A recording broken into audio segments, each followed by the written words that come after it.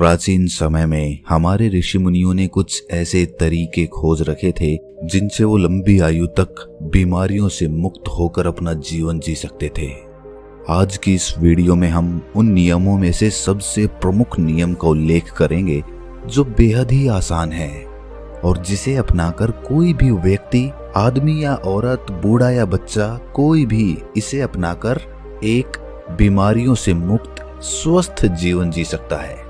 इस नियम को समझने के लिए सबसे पहले ये समझिए कि पुराने समय में हमारे ऋषि मुनि सूर्यास्त के बाद कभी भी भोजन नहीं करते थे। चरक संहिता में इसके कारण का उल्लेख करते हुए बताया गया है कि मनुष्य के शरीर में पाचन क्रिया को संचालित करने वाली जठर अग्नि होती है, जिसे कुछ लोग पाचन अग्नि के नाम से भी जानते हैं। और ये जठर अग्नि यानी कि पाचन अग्नि सूर्य के संपर्क के साथ ही अच्छे तरीके से काम कर पाती है। और जब सूर्यास्त के बाद कोई मनुष्य भोजन करता है तो रात के समय उसकी पाचन अग्नि सक्रिय नहीं होती है, जिसके कारण धीरे धीरे पाचन क्रिया का काम बाधित होने लगता है और इसी कारण समय के साथ शरीर में बीमारियों का जन्म होने लगता है। यहीं से ही सभी बीमारियों का मूल पैदा होता है। अगर इस मूल को यहीं पर खत्म कर दिया जाए, मिटा दिया जाए, तो एक शरीर जीवन भर बीमारियों से मुक्त रह सकता है। अब समझने की बात यह होती है कि जब हमारी जठर अग्नि यानी कि पाचन अग्नि अच्छे तरीके से काम नहीं करती है तो हमारी प्राण शक्ति को काम करना पड़ता है और हमारी प्राण शक्ति एक बार में एक ही कार्य अच्छे तरीके से कर सकती है। जब हमारी प्राण शक्ति पाचन क्रिया में लग जाती है तो हम गहरी नींद नहीं ले पाते हैं और इसी वजह से 8-8, 10-10 घंटों की नींद लेने के बाद भी कुछ लोग सुबह उठते हैं तो थका थका महसूस करते हैं। इसका कारण यही होता है। प्राण शक्ति की जो ऊर्जा रात के समय हमारे शरीर को अंदर से ठीक करती है, उसे रिपेयर करती है, तो यही ऊर्जा रात के समय जब मनुष्य सोता है उस समय ये उसके शरीर की बीमारियों को ठीक करने में अपना समय लगाएगी और धीरे धीरे समय के साथ आपका शरीर अपने आप अपनी बीमारी ठीक कर लेगा। लेकिन इसके लिए आपको अपनी रात्रि का भोजन सूर्यास्त होने से पहले करना है ताकि आपकी जठर अग्नि, जो कि सूर्य के संपर्क में ज्यादा अच्छे से कार्य करती है, वो आपके भोजन को जल्दी पचाने में आपकी मदद करेगी और जिसकी वजह से आपकी प्राण शक्ति दूसरा कार्य कर सकती है। मान लीजिए आप शाम के 6 से 7 बजे के बीच में भोजन करते हैं, उसके बाद आप 9-10 बजे के करीब सोने जाते हैं, तो ये जो 2-3 घंटे होते हैं इसमें आपका ज्यादातर भोजन पच चुका होता है और बाकी का भोजन रात्रि के 1 बजे तक पूरी तरह से पच जाता है और उसके बाद आपकी प्राण शक्ति आपकी बॉडी को रिपेयर करने में लग जाती है, आपके शरीर की बीमारियों को ठीक करने में जुट जाती है। और यही वो समय होता है जब आपका शरीर खुद को डिटॉक्स करना अपने आप शुरू कर देता है। इसी प्रक्रिया को अर्ध उपवास कहा जाता है, जिसकी पूरी अवधि 16 घंटे की होती है। लेकिन जो लोग दिन में 16 घंटे उपवास करने में सक्षम नहीं हैं, वो 12 घंटे से शुरुआत कर सकते हैं। यानी कि अगर आपने रात्रि को 7 बजे भोजन किया है तो आप अगले दिन सुबह 7 बजे ही भोजन करें, जिससे कि आपकी बॉडी को तकरीबन 6 घंटों का समय मिलता है खुद को रिपेयर करने का। इस अर्ध उपवास में हमारे शरीर में क्या प्रक्रिया घटित होती है, पहले इसको समझिए। जब हम अर्ध उपवास करते हैं तो हमारे शरीर को पूरी तरह से भोजन नहीं मिलता, इसीलिए शरीर अपनी जरूरतों को पूरा करने के लिए अपनी कोशिकाओं में जो बैक्टीरियाज होते हैं उनको ही खाना शुरू कर देता है और इसी वजह से हमारी कोशिकाओं का अपने आप शुद्धिकरण होने लगता है। वैज्ञानिक भाषा में इसे ऑटोफेजी कहा जाता है, जिसका मतलब होता है बॉडी को सेलुलर लेवल पर डिटॉक्स करना। सिर्फ 21 दिन के लिए जो मनुष्य इस प्रक्रिया को अपना लेता है उसकी त्वचा में निखार आने लगता है, उसके बाल गिरने कम हो जाते हैं, सुबह अच्छी ताजगी होती है, रात को नींद गहरी आती है और मानसिक तनाव बिल्कुल मिट जाता है।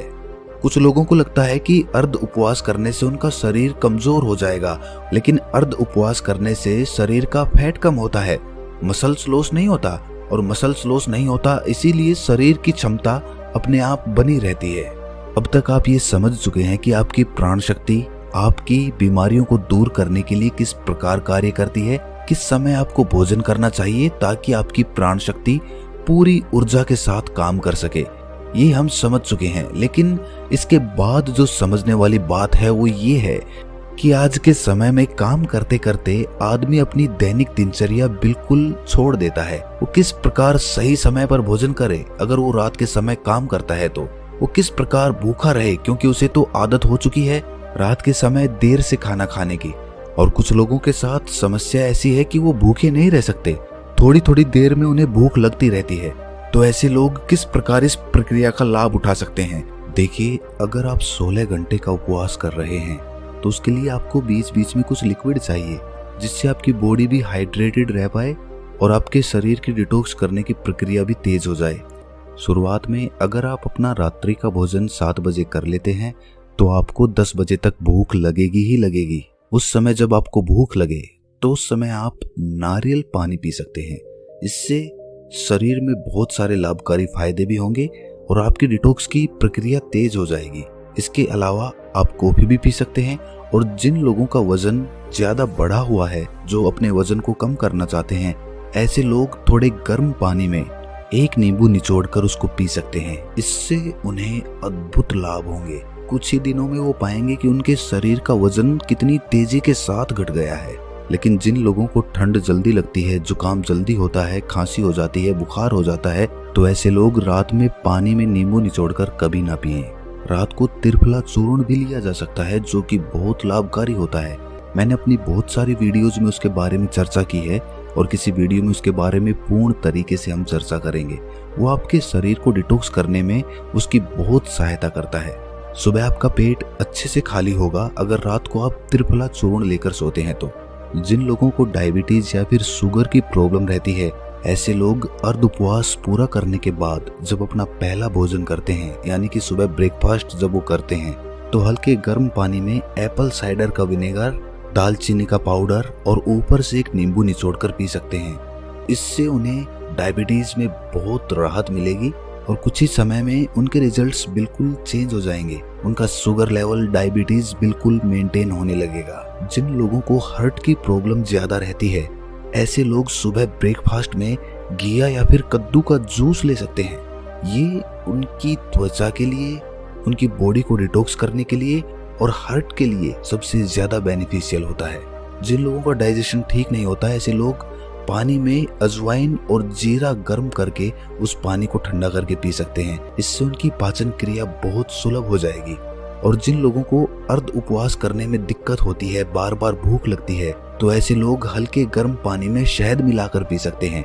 ये उनकी भूख को मिटा देगा और उनके शरीर को डिटॉक्स करने में बहुत मददगारी साबित होगा। कुछ लोग जल्दी रिजल्ट्स पाने के लिए हफ्ते में 2-2 दिन उपवास करते हैं, लेकिन फिर 5 दिन पेट भर भर के भोजन करते हैं। इससे उनको जल्दी रिजल्ट्स तो मिल जाते हैं, लेकिन ज्यादा समय तक ऐसे रिजल्ट्स टिकाऊ नहीं होते।